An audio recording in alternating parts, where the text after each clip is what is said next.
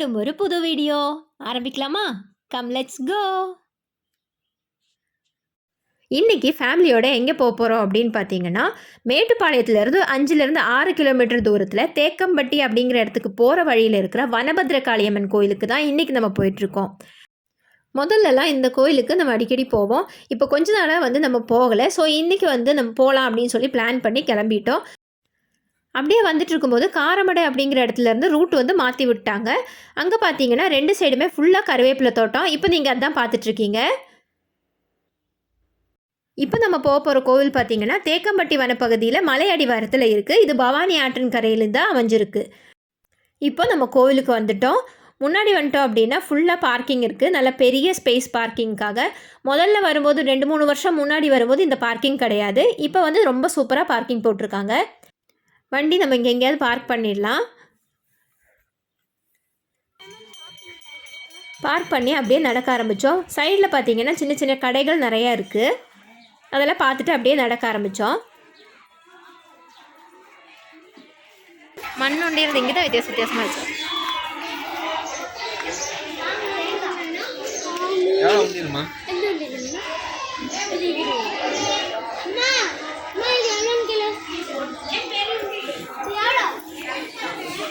அந்த உண்டியலுக்கு அவங்க ஒரு ப்ரைஸ் சொன்னாங்க. அது என்ன ப்ரைஸாக இருக்கும்னு சொல்லிட்டு உங்களோட கெஸ்ஸிங்ஸை எனக்கு கமெண்ட்ஸாக அனுப்புங்க. இப்போது அங்கே முன்னாடி நமக்கு கோவில் தெரியும். கோவிலோட கோபுரம் வேலை நடந்துகிட்ருக்கு. இதுதான் நம்ம வனபத்ரகாளி அம்மன் கோவில் முன்னாடி தெரியுது. முதல்ல இந்த பார்க்கிங் போடுறதுக்கு முன்னாடி இந்த சைடில் தான் நம்ம நடந்து வருவோம். பஸ்ஸெல்லாம் இந்த வழியாக கோவில் முன்னாடி நிற்கும். இப்போவுமே காந்திபுரத்தில் இருந்தெல்லாம் வனபத்ரகாளி அம்மன் கோவிலுக்கு மட்டுமே பஸ் இருக்குது. இன்றைக்கி கோவிலில் கூட்டம் கம்மியாக தான் இருக்குது. அமாவாசை இந்த மாதிரி டைம்லலாம் விசேஷ டைமில் ரொம்ப ரொம்ப கூட்டமாக இருக்கும். நம்ம இங்கே கோயில் சாமியை கும்பிட்றதுக்கு முன்னாடி நம்ம முதல்ல போக வேண்டியது பவானி ஆற்றுக்கு தான். ஆற்றுல நல்லா மூழ்கி குளிச்சுட்டு வந்தோம் அப்படின்னா நம்மளுக்கு இருக்கிற கெட்டதெல்லாம் போய் பகையெல்லாம் நீங்கும் அப்படிங்கிறது சொல்லப்படுது. அதுக்காக தான் நம்ம முதல்ல ஆற்றுக்கு போகிறோம். இங்கேருந்து நடக்கிற தூரத்தில் பக்கத்தில் தான் நமக்கு பவானி ஆறு இருக்குது.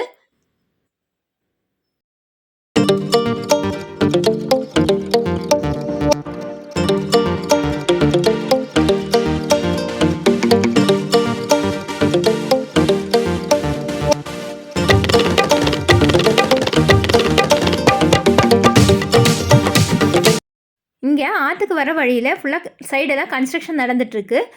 ரோடு பார்த்திங்கன்னா மண் ரோடு தான். முதல்லலாம் கோவிலுக்கு வரும்போது இங்கே கிளி ஜோசியம் பார்க்குறவங்க அப்படின்னு சொல்லிட்டு நிறைய பேர் இருப்பாங்க.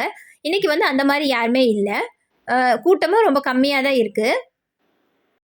இங்கே பவானி ஆற்றுல பார்த்தீங்கன்னா விருப்பப்படுறவங்க பரிசல் சவாரி பண்ணிக்கலாம். ஏன் இங்கே பரிசல் வந்துச்சு அப்படின்னு பார்த்தீங்கன்னா, இந்த ஆற்றுக்கு அந்த சைடில் ஒரு சின்ன கிராமம் இருக்குது. அந்த கிராமத்துக்கு இப்போ பாலம் இருக்குது நடுவில். முதல்ல பாலம் இல்லாத டைமில் இந்த பரிசல் யூஸ் பண்ணியிருந்தாங்களா. இப்போ அது தேவைப்படாது அப்படிங்கிறனால அவங்க இங்கே சின்னதாக ஒரு ட்ரிப் மாதிரி பண்ணுறாங்க. அதில் அவங்களுக்கு ஒரு வருமானம் கிடைக்கும். முதல்ல இந்த ஆற்றுக்கு வர்றவங்க கவனிக்க வேண்டியது என்ன அப்படின்னு பார்த்தீங்கன்னா, ரொம்ப சுழல் இருக்கிற ஒரு ஆறு இது. நிறைய விபத்துகள் இங்கே நடந்திருக்கு. நம்ம உள்ளே என்ட்ரு ஆகும்போதே பார்த்தீங்கன்னா முன்னாடி ஒரு பெரிய போர்டு வச்சுருப்பாங்க. நம்ம என்னென்ன பண்ணக்கூடாது, எப்படி நம்ம நடந்துக்கணும் அப்படின்னு சொல்லிட்டு முன்னாடி ஒரு போர்டு இருக்குது. அதை கண்டிப்பாக கவனிச்சுட்டு அதுக்கப்புறமா நம்ம ஆற்றுக்கு போகணும். இங்கே ஆற்றுக்குள்ளே ஒரு பேரிகேட் மாதிரி வச்சுருப்பாங்க. அந்த பேரிகேட்குள்ளே மட்டும்தான் நம்ம கீழே இறங்குறதுக்கு நமக்கு அனுமதி இருக்குது. ஏன்னா ஆற்றுல எப்போ ஃபுல்லாக தண்ணி வரும் அப்படின்னு சொல்ல முடியாது. ஸோ நல்ல கவனமாக தான் நம்ம இங்கே குளிக்கணும். வீடியோ ஃபுல்லாக ஸ்கிப் பண்ணாமல் பார்த்ததுக்கப்புறமா உங்களுக்கு இந்த வீடியோ பிடிச்சிருந்துச்சுன்னா வீடியோக்கு ஒரு லைக் கொடுங்க. பிடிக்கலன்னா டிஸ்லைக் பண்ணிவிடுங்க. அதே மாதிரி உங்களோட அபிப்பிராயத்தை கமெண்ட்ஸாக எனக்கு தெரிவிங்க. நம்ம சேனல் சப்ஸ்கிரைப் பண்ணி வச்சு அந்த பெல் ஐக்கன் கிளிக் பண்ணிட்டோம் அப்படின்னா நான் போடுற வீடியோஸ் எல்லாமே உங்களுக்கு நோட்டிஃபிகேஷன் வரும்.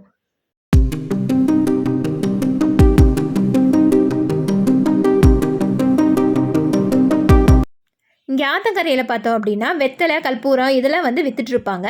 நம்ம 2 வெத்தலை அதே மாதிரி கற்பூரம் இதெல்லாம் வாங்கிக்கலான்னு சொல்லி பார்த்துட்ருக்கோம். 2 வெத்தலையும் ஒரு பெரிய சைஸில் நமக்கு கற்பூரமும் கொடுப்பாங்க. 10 ரூபீஸ் 20 ரூபீஸ் அந்த அளவுக்கு தான் சார்ஜ் பண்ணுறாங்க. பரிசல். தட் இஸ் வாட் கால்ட் பரிசல். இங்கே ஆற்றுல குளிக்கிறவங்க அவங்களோட ட்ரெஸ் இங்கேயே விட்டுட்டு போகணும். அதுக்காக இந்த மாதிரி டஸ்ட்பின் கொடுத்துருக்காங்க. அந்த டஸ்ட்பினில் நம்ம ரிமூவ் பண்ணிக்கலாம். ஒரு சிலவங்க வந்து இந்த ஆற்றுலேயே வீசிட்டு போயிடுவாங்க. அந்த டைமில் என்ன ஆகும் அப்படின்னா ஆறு வந்து ரொம்ப டர்ட்டி ஆகிடும். ஆக்சுவலி இந்த தண்ணி தான் வந்து இந்த கோயிலுக்கு ஸ்தல தீர்த்தமாக இருக்குது. அதே மாதிரி இங்கே லெஃப்ட் சைடில் பார்த்தோம் அப்படின்னா இங்கே வந்து ட்ரெஸ் சேஞ்ச் பண்ணுறதுக்கான ஒரு ஸ்பேஸ் கொடுத்துருக்காங்க. நம்ம அங்கே வந்து ட்ரெஸ்ஸை சேஞ்ச் பண்ணிக்கலாம். நாங்கள் எப்போ வந்தாலும் இங்கே வந்து குளிக்கலாம் மாட்டோம். ஜஸ்ட் கால் வந்து நல்லா வாஷ் பண்ணிவிட்டு அப்புறம் கோயிலுக்கு போயிடுவோம். நான் பற்ற வைக்கிறேன், நீ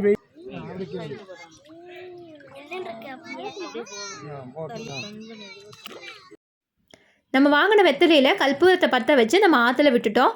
பவானியாரை கும்பிட்ற விதமாக நம்ம இதை பண்ணுறோம்.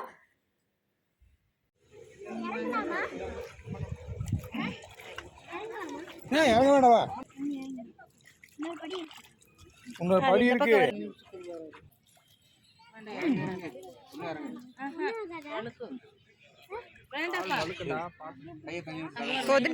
பார்த்து அது ஏறி ஏறி ஏறி. இப்போ நீங்கள் பார்க்குறது ஆத்தோரமாக இருக்கிற முத்தமிழ் விநாயகர். நம்ம வந்து இங்கே ஃபஸ்ட்டு விநாயகரை கும்பிட்டு அதுக்கப்புறம் தான் வந்து அம்மனை கும்பிட போகணும். இப்போ நம்ம விநாயகரை கும்பிட்டாச்சு. நம்ம இங்கேருந்து நடக்க ஆரம்பிக்கலாம். இப்போ நீங்கள் பார்க்குறது கோவிலோட என்ட்ரன்ஸு. அப்படி சுற்றி தானே போவோம், அந்த வழியாக போயிட்டு சுற்றி வருவோம்ல, டிக்கெட் எடுத்துட்டானுங்க. அப்படி தான் இப்படி போயிடலாம். வாங்க வாங்க பார்த்து வாங்க. என்ன தாங்க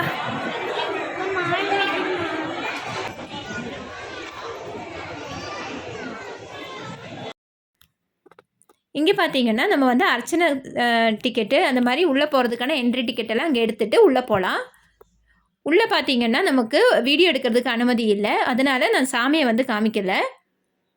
இன்றைக்கி நம்ம எதுக்கு சாமி கும்பிட வந்திருக்கோம் அப்படின்னா எங்கள் பாப்பாவுக்கு ஒரு வேண்டுதல் இருந்தது. எங்கள் அத்தை வேண்டியிருந்தாங்க. ஸோ அதை பூர்த்தி பண்ணுறதுக்காக நம்ம இன்றைக்கி வந்திருக்கோம். இங்கே என்ன தான் வனபத்ரகாளி அம்மன் அப்படின்னு சொன்னாலும் சாமி சிலை பார்த்திங்கன்னா உக்ர ரூபியாக இருக்க மாட்டாங்க. ரொம்ப சாந்தமாக அம்மன் வந்து இங்கே தெரியுவாங்க. இப்போ நீங்கள் பார்க்குறது கோவில் முன்னாடி இருக்கிற கொடிமரம். இதுக்கு கீழே நிறைய பேர் எலுமிச்சம்பழத்தில் விளக்கு வச்சுருப்பாங்க. இங்கே எலுமிச்சம்பழத்தில் விளக்கு வச்சு கும்பிட்றது அப்படிங்கிறது ரொம்ப சிறப்பு. இங்கே உப்பு போடுற இடத்துல நம்ம உப்பு வாங்கி போடலாம். இந்த கோவில் பார்த்திங்கன்னா 1000 வருஷம் பழமையானது அப்படின்னு சொல்லப்படுது. இங்கே சாமியை பார்த்த மாதிரி முன்னாடி பகாசுரன் சிலையும் பீமன் சிலையும் இருக்குது. நடுவில் பார்த்திங்கன்னா குந்தி தேவி ஒரு குழந்தைய வச்ச மாதிரி ஒரு சிலையும் நமக்கு தெரியும். இங்கே காவல் தெய்வமாக இருக்கிறது வந்து பகாசுரன் தான். இந்த கோவிலில் அமாவாசை அப்போ நிறைய கெடா வெட்டுவாங்க. 300லேருந்து 400 கெடா வரைக்கும் வெட்டுவாங்களாம். ஆனால் வந்து அது சாமிக்காக நம்ம வெட்ட மாட்டோம். இங்கே இருக்கிற அந்த பகாசுரனுக்காக தான் வந்து நம்ம கெடா வெட்டுறது. அவ்வளோதான். இந்த கோவில் பற்றின எனக்கு தெரிஞ்ச விஷயத்தையெல்லாம் நான் உங்கள் கூட ஷேர் பண்ணிட்டேன். எங்கள் கூட நீங்களும் கோவில் சுற்றி பார்த்துருப்பீங்க அப்படின்னு சொல்லி நம்புகிறேன். பயணங்கள் என்றைக்கும் தொடரட்டும்.